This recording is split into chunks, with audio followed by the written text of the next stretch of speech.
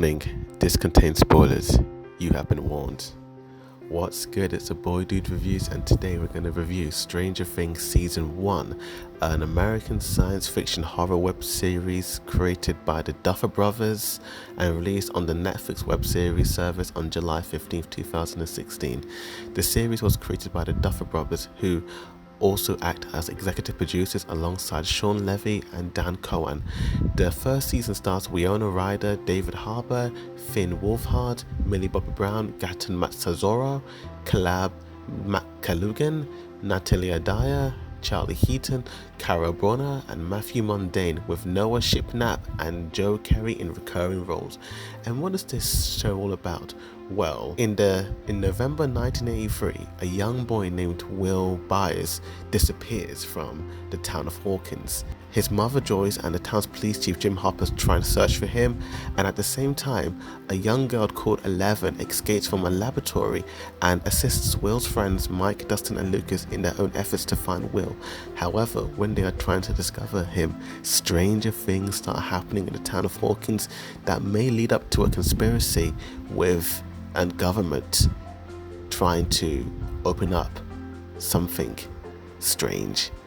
Now, this series, when I first watched it, I was like, I didn't know what it was about, but a lot of people were banging on about this series and saying how good it was and all that. And I gave it a watch, and I have to admit, it was absolutely phenomenal. And let's get straight into the positives. And the positive is these child actors. These kid actors are just flipping amazing. Like, I don't think I've ever seen children actors act like this in movies or TV shows, especially in like modern movie and TV show days, because kid actors these days tend to act very innocently. Because it's written by adults, like I feel like adults don't really know what kids act like now. They have this strange perception of how kids act, and the Duffer Brothers writing, like the way they write these kids, they act like kids, like they talk over one another, they swear, they get upset and all that stuff, and these children actors are just so great. Finn Wolfhard as Mike is phenomenal. Gaten Matsuzoro as Dustin is great. Caleb McCallugan as Lucas they're brilliant actors. I love Noah Shipknapp as little Will Byers. He's not in the show as much because he's disappeared, but from the time he is in the show, he does really do a really good job. I really flipping love this guy as well. The teenagers also do a pretty damn good job. Natalie Dyer as Nancy, she's a really good character. I do like Nancy. Charlie Heaton as Jonathan is this great socially awkward guy who he has this like he doesn't feel like he fits in with society, and he has to hide behind his camera all the time. He prefers to take pictures of people in their most natural state, because he feels like observing people is better than to get to know them. And I kind of relate to this character a lot, because I have to admit, this guy reminds me of me when I was his age, to be honest with you, which was 4 years ago. Lol. But yeah, Charlie Heaton is a British actor, and he does a really good job playing this American teenager. He's a really good actor, really good, really great. Winona Ryder as Joyce Byers is one of her best performances in ages. This paranoid mother who's just on a mission to try and find her son, and she's the only one who believes that Will is missing, and supernatural things start happening. And I just love how no one believes her, and everyone thinks she's crazy. Even her son Jonathan thinks she's lost the plot, and she just has this need to not really make everyone believe her, but just to find her boy. That's all she cares about, finding her boy. And she just plays this great strong woman, really strong.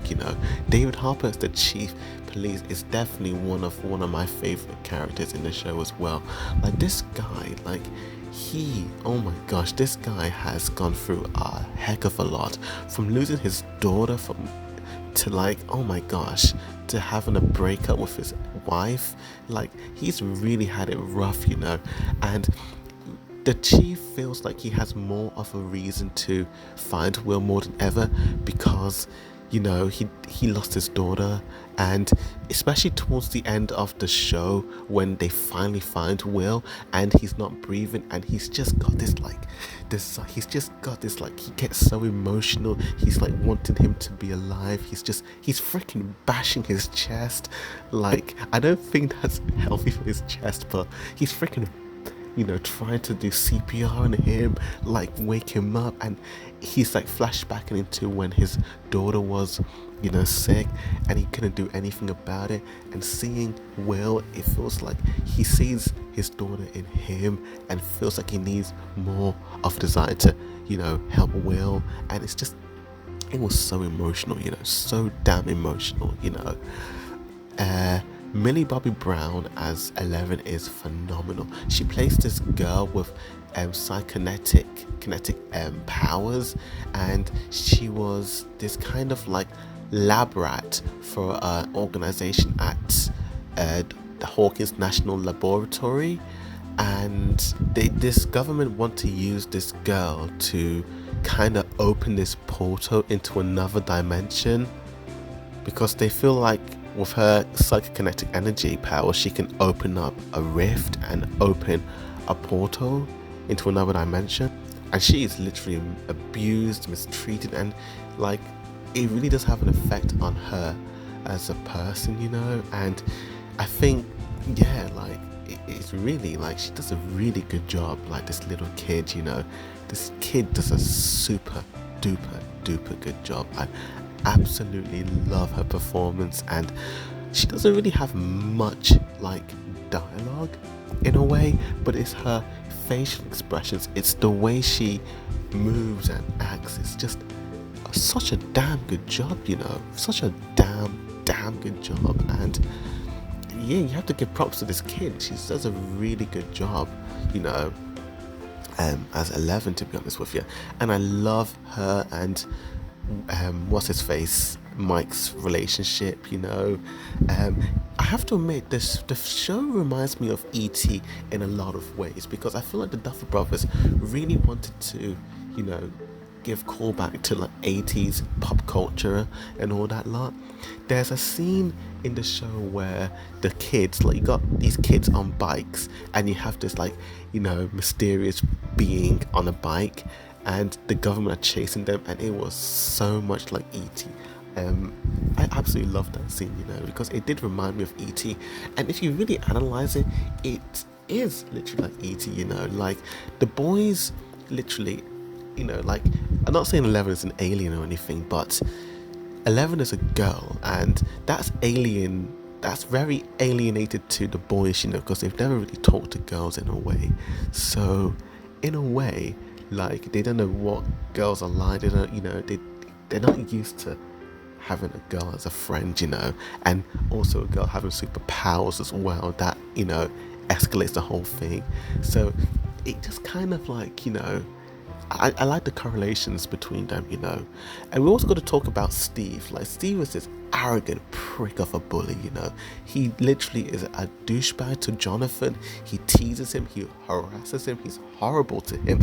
But towards the end of the series, he seems to, slowly realize his mistakes and start to like, his love for Nancy makes him do smarter things, and he starts to think better in a way. And towards the end, he saves Jonathan and Nancy from the Demogorgon, and yeah, as the show progresses on, he gets better and better as a character, and I love this guy. I flipping do like this character. He's a really, really cool dude, to be honest with you. I absolutely do love the music, like, in the show. Like, it makes extensive uses of synthesizers in homage to 1980s artists and film composers, including Jen Michelle Gary and John Carpenter. And according to Stein and Dixon, the Duffer Brothers have been fans of Survivor's music and used their song The Rage for their mock trailer that was used to sell the series to Netflix in a way. And I do like that as well. The visual effects, to create the age effects for the series, a film grain was added to the footage, which was captured by scanning in film stock from the 1980s. The Duffer Brothers wanted to scare the audience, but not to necessarily make the series violent or gory, following in line with how the 1980s Amblin entertainment films drove the creation of the PG-13 movie rating. It was much more about the mood and atmosphere and suspense and dread that they were trying to achieve than gore, though they were not afraid to push into more scary elements, particularly towards the end of the first series. And the Duffer Brothers had wanted to avoid any CGI effects for the monsters in other parts of the series and stayed with practical effects, so they created an animatronic to play the part of the Demogorgon. However, the 6-month filming time left them little time to plan out and test practical effects rigs for some of the shots. They went with a middle ground of using constructed props, including one of the monsters whenever they could, but for other shots, such as when the monster bursts through the wall, they opted to use digital effects. Post-production of the first season was completed the week before it was released to Netflix, and the title sequence uses a lot of close-ups of the letters in the Stranger Things title with a red tint against a black background as they slide into place within the title. The sequence was created by the studio Imagery Forces, formerly part of RGA, led by creative director Michelle Dougherty. Levi introduced the studio to the Duffer Brothers, who explained their vision of the 80s inspired series, which helped the studio to fix the concept of the producers that they wanted. Stranger Things also just has a really good story. Like, it has, the pacing of the show is very fast. It has this urgency. When I first watched it, I watched it in a day because it had this like fast urgency that it was urgent. It was like a race against time in a way, you know, and I absolutely did love how each episode played on, and it just linked to the next and the next and the next, and had this nice flow which I really liked with this season, you know. In terms of my mixed to negative aspects of the series, I don't really have any, because this series is quite original, but there are times when they do, I would say, kind of maybe like I don't know, like maybe the whole ET-ness about this series is a little done before, you know.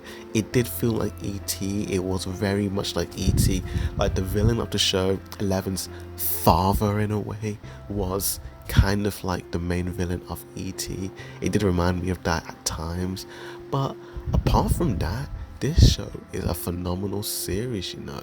It's got great action, it's got great suspense, it's got great cinematography, a great cast of characters, great soundtrack, and just a phenomenal series for you to watch. I would highly recommend you watching this right now, but it's already that you have to be honest with you. And with that, I'm going to give Stranger Things Season 1, I'm going to give it a 9 out of 10, I'm going to give it an A. Go check it out right now, I beg you. But thank you for watching, and please like and share this video and comment down below and tell me what's your favourite season of this show. With that said, thank you for watching. As always, a boy Reviews signing out.